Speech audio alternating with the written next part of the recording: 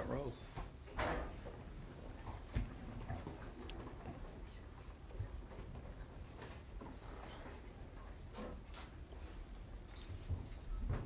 Okay, well, back at it. We allowed the players to be off Friday and Saturday, and they came back last night and we practiced. And then we're off today and back at it for Tuesday, Wednesday, and a normal week's preparation for Kansas. So we've had a chance to look at Kansas, and we see a much improved offense. I'm not sure my numbers will be correct, but 150 to 160 yards more per game, rushing the football well, 235-ish a game and 219 and throwing it. So improved in that area, doing some wildcat and some things that we'll have to have a good plan for.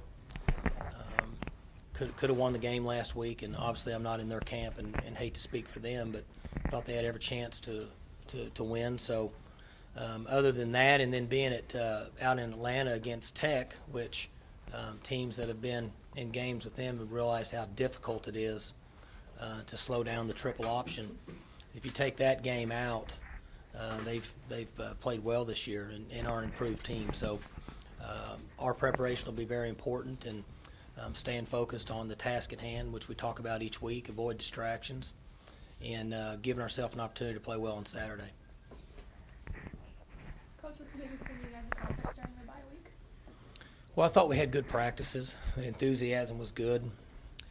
And hopefully they were able to rest and kind of recuperate a little bit over the weekend. And I thought we had a good practice last night, getting them all back in town and getting them out there. Usually a slow start, but weather was good and the setting was good last night, so I thought we were able to accomplish some things. What's your feeling on having a bye week and the week after your offense seemed to get a lot of momentum going in the second half against A&M? Would you have rather had a game and continued that momentum going forward, or did it come at a good time? Well, it's a good question. You see it both ways. Sometimes momentum's a factor. Sometimes guys need a break, and I don't know that anybody has the answer to that. Hopefully we can start fast and pick up where we left off. Mike, what did you think of your experience in Bristol on Saturday? It was a great experience. That campus has changed considerably, even from just being there a couple of years ago. I learned that Reese Davis and Jesse Palmer and John Anderson, who are kind of the captains of the ship, they throw things out to Mark and Coach Holtz and those guys. They're really good at what they do. It's a very structured and organized setting that has a lot of chaos.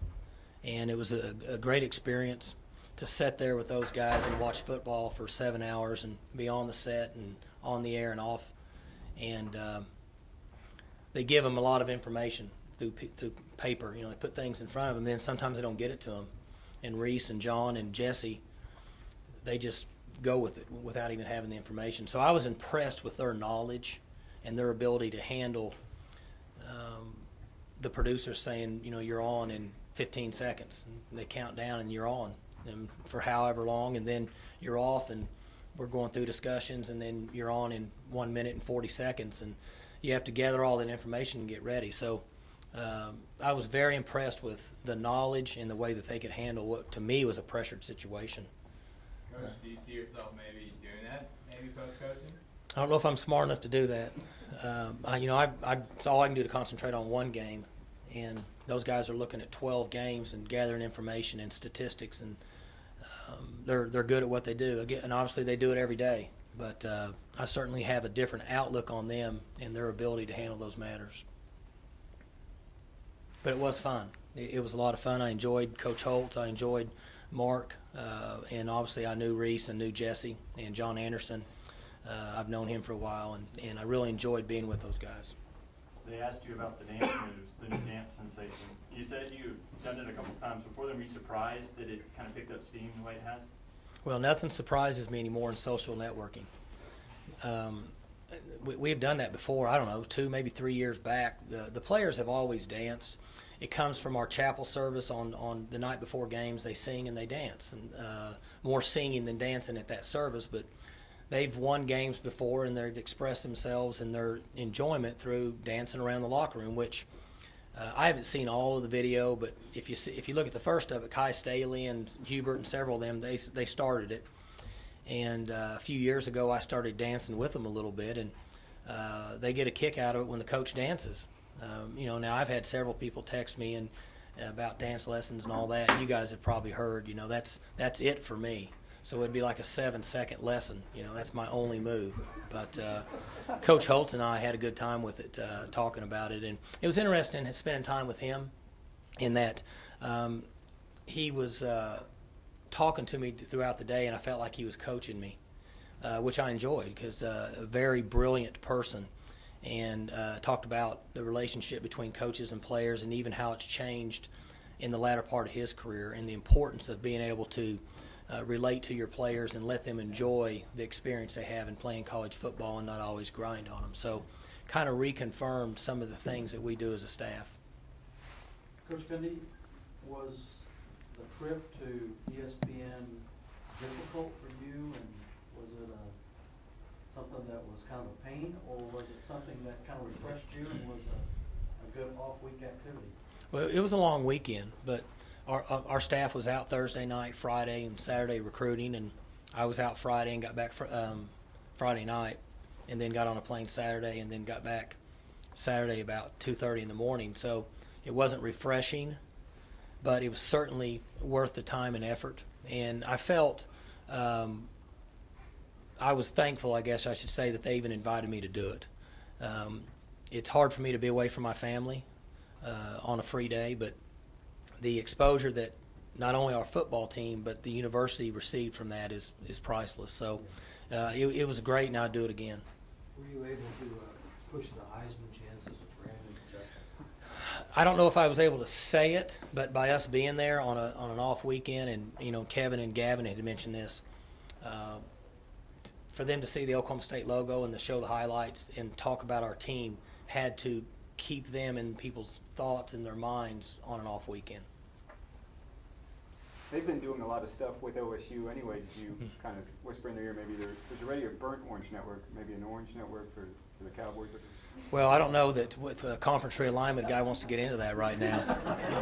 I think everybody's looking for somewhere to land, much less to start that right now. So, but it was a great opportunity for me to listen, for those of you who followed on our conference call this morning, to listen to those 6 or 8 or 10 guys, Todd McShay and Robert Smith and Galloway and some of those other guys that maybe we don't see as much. It was interesting in listening and being in the room with them when all those games are going on and getting their take on college football, and getting their take on a certain team or a certain player. And obviously they're like you guys. They study it all the time. And so I thought that was a different twist to hear them talk about it compared to the way we see it as coaches. I guess the timing of the off week was good in a sense that with the injuries that you guys have, especially with Jonathan Rush on the offensive line, it's given you guys a chance to figure out some things as to who's going to be going in there and what the rotation's going to be. Well, we've had a couple guys that have worked in some, which gives us a little bit of an advantage. We'll miss Rush now. Russ was a good football player for us, had a lot of experience, and so it's unfortunate that he'll be out for the year. But as they say, it's an opportunity for a young player to step in and contribute to the team, and we have confidence in those guys. Same thing with Devin. Devin was kind of coming into his own. He was a young player that was starting to gain that experience, and he contributed on special teams. So we lose that aspect of our team. And now we have a couple young guys with Larry and Andre that have to step in and contribute, just like Devin had to last season. It's probably not that long ago that if you lost 2 guys for the season, it's been a lot more serious blow to your team than with the depth that you guys have been able to build up there. Well, what you're saying is right. It's a serious blow, but because we've been able to work some other players, maybe it doesn't knock us down and we have to get back up. We stumble around a little bit and kind of regain our composure. Coach, what was the biggest difference between the first half and the second half in the A&M game from the coaching standpoint? Well, we tackled better on defense. We had 6 or 7 missed tackles, you've heard me say, that probably cost us 150 yards. we started on the 9-yard line, started on the 11, and got out in the midfield, had penalties, and set us in first or second and really long. It was difficult to overcome. And in the second half, we obviously threw the ball more, and then we forced turnovers and gave us a chance to score and get it right back, and a chance to score and get it right back, and then now it becomes a one-score game. And then so for all the coordinators, in my opinion, in college football, when you're ahead by more than 2 scores, the way you call plays on both sides of the ball is different than when the game's within 1 score. Whether it's throwing the ball down the field, more play pass, trying to get chunk plays, or defensively taking more risk and trying to force turnovers on the other team or cause more negative yardage plays. So once we're able to get it within a score, then it put us right back in there to where play calling became a little more of a thought process than it did when it was 2 scores. Do you worry at all about the temptation for the players to look forward to the 2 tough road games that are following Kansas, or is this team mature enough in your mind that they're going to take what's next on the schedule as the biggest game? I think they're mature, but those are things I worry about every night. And they have to stay focused on each team each week. And you'll see teams that somebody thought on paper one was better than the other, and the other team won. And it's all about avoiding distractions and staying focused on Sunday through Thursday. Coach, it was only a matter of like a couple years ago where you were hosting Kansas on primetime, and they were on their way to 11-1 in the Orange Bowl appearance. Are you surprised how much they've fallen off since then, even with the coaching change? They had a good run at that time, and their quarterback was a really good player. And they were a very experienced team that year, so they kind of had it all coming together. And we talk about this a lot as a coaching staff, and I'm sure other coaches across the country feel this way, that's why the time that you put in to recruiting and continue to develop a program is so important, because when you go through a coaching change like they have, it's tough to maintain a high level. It takes a little time to build it back up, because you may have lost maybe 2 recruiting classes to a certain extent. So, Coach is in, his second year up there now? Is this his second? Third or second? Second. He's in his second year, so he's got his staff in there. And, again, I'm speaking outside looking in and trying to get their system in place and their off season. And the best example is people talk about Oklahoma State football, and what I say is a strength of us is we're in 7th year now, and everything's in place. So it just takes a little bit of time. Coach, when it comes to motivating your team, does it help that Kansas gave Texas Tech a little bit of a run for their money last week? See, what we've done is we've taken the Georgia Tech game out because of the triple option, and we're grading the other games, and our players need to see what's happened during that part of the season with their team. And so to answer your question, yes. I mean, that game could have gone either way. And so our players, I think, understand that and should prepare with that in the back of their mind. Kansas jumped out to a 22-0 lead against Tech, and then had turnover troubles in the 3rd quarter. Does that make it essential for you guys to jump out to a quick start as well? Well, everybody wants to start fast, but I think what you're seeing now is leads really aren't safe anymore. I mean, a 2-touchdown or 3-touchdown lead 10 years ago, people would change the channel. And not only us and A&M and Arkansas and A&M, but the Tech game, TCU, SMU, and I'm just thinking of all the games I watched this weekend. When you looked at the score and then you look back later, there was times Baylor was ahead of Kansas State by, 12, 15 points. I'm sure I'm off some, but in just remembering scores as I was watching all those games, and then you turn back about 8 or 10 minutes later, what would be 30 minutes later on regular time, and it's a 3-point game. And so leads aren't as safe as they used to be based on people's ability to throw the forward pass. Coach, talk about the development and growth of Justin Gilbert for you guys. Justin's come a long ways just in the last 9 months. He's always had a great stature. He's 6'1" and whatever he is, 195, and runs really well. But the mental aspect's coming to him now. He's understanding offenses. He's been in position to make a number of plays the last 10 games we've played dating back through last season, but he didn't make those plays. He made a few the other day.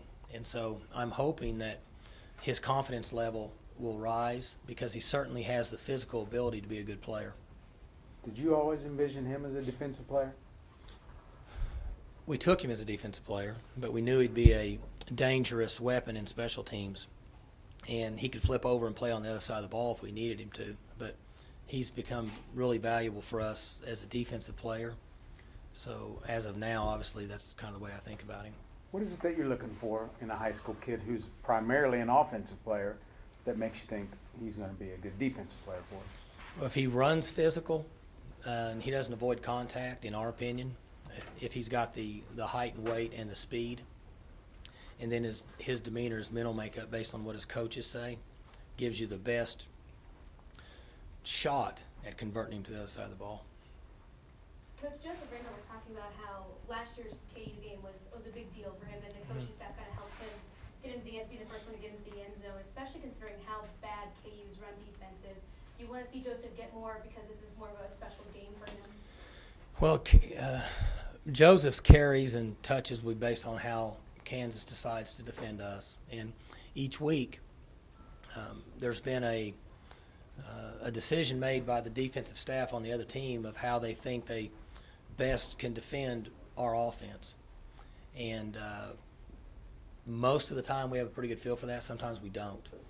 So if Kansas wants to put a lot of people in there and stop the run, then he won't get as many touches. But if Kansas wants to play deep and back, then he'll get more touches.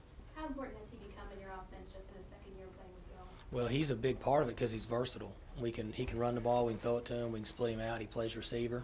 He's smart. He'll block. He gives us a lot. He's developing some mental toughness.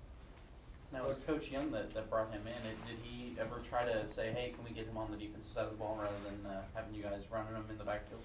Never heard that brought up.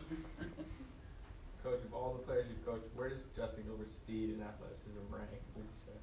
Well, he's very fast. I think he was a 100-meter champion in Texas. And he's big and strong. I mean, he's a prototype corner in our opinion. When you can get him 6'1" and 195 and they're really fast, that's what you're looking for. And he's kind of paired with Roderick Brown, who on the opposite side, he's more technical. How much has that relationship helped Justin? Hopefully Broderick has given him something in the leadership category, and Broderick plays with a lot of heart. Guys that are bigger than him and maybe physically stronger than him, he battles and has had success of wearing them down as the game goes on. And so you take a guy like Justin who's got the body you're looking for, and if he can play with as much as Broderick does, then you have a really good football player. Coach, talk a little bit about the negatives and positives of being ranked so highly in the AP and the coaches poll. Well, the positives are it gives you a lot of credibility across the country, which is going to benefit you in recruiting. And the negative would be just you always concern yourself with keeping the players focused. I mean, it's the same questions that come up all the time. That 10, 15 years ago, you didn't have to worry about it except when they read the paper, maybe after the game or before the game. Well, now it's everywhere. You just go turn the TV on right now, and it's college football all day long on certain channels. So they see themselves and hear themselves being told how good they are all day long. Mike, this is really off topic, but around the country in different sports, you see coaches getting a commitment from a kid who is barely a teenager or maybe not even a teenager. Would you ever consider that, or in your opinion, should there be a cutoff point, like you really shouldn't get a commitment from a kid until a certain age? You can't make a cutoff point because all they'll do is say, hey, I want you to commit here. You just don't tell anybody. So that won't work. I'm not overly excited about sophomores committing, and I guess some people are taking freshmen. I'm not particularly fired up about evaluating a 14 or 15-year-old player to play at this level because they change so much. So what the answer is to not taking verbal commitments at a young age, I'm not sure what the solution is to that. But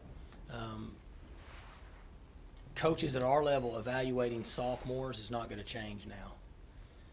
because they're juniors that are committing, and I guess there's a few sophomores out there. So it's going to stay because the market for good students who are good players is so valuable.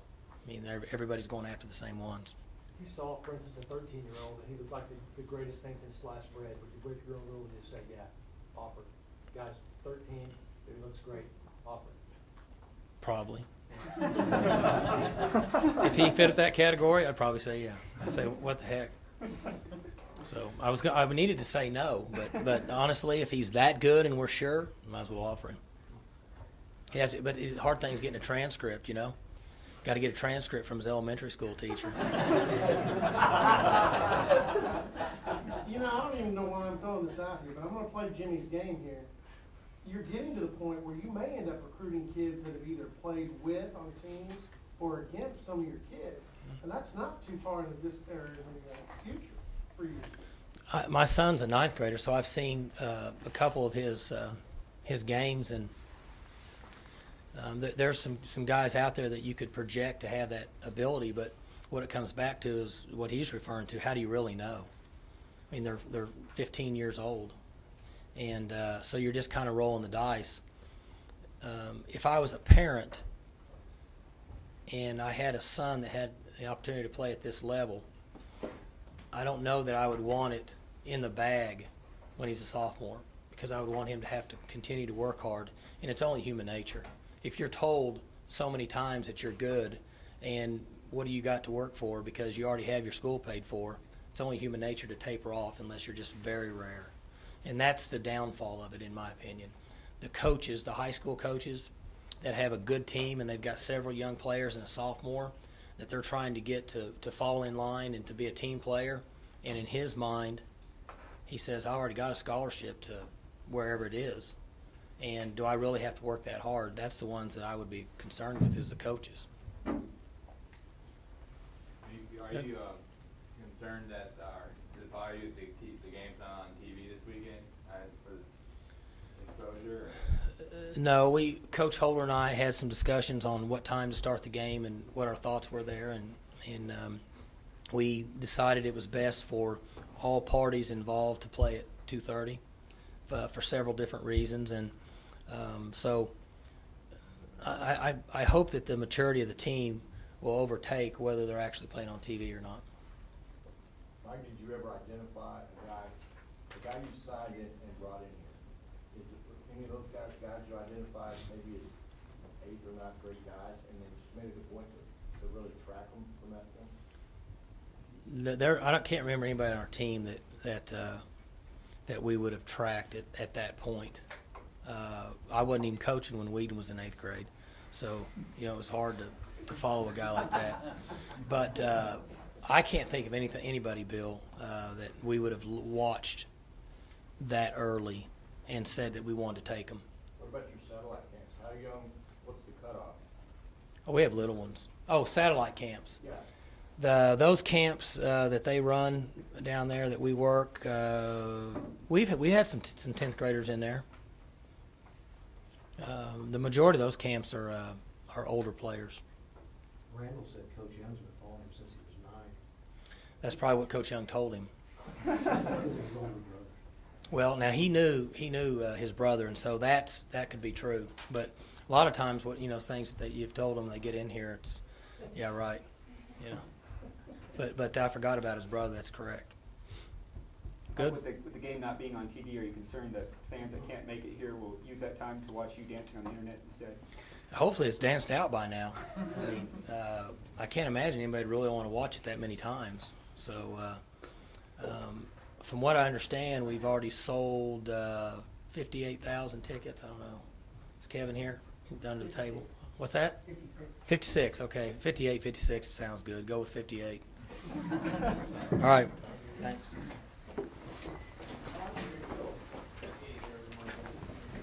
Am I going this way, Kevin? Yeah.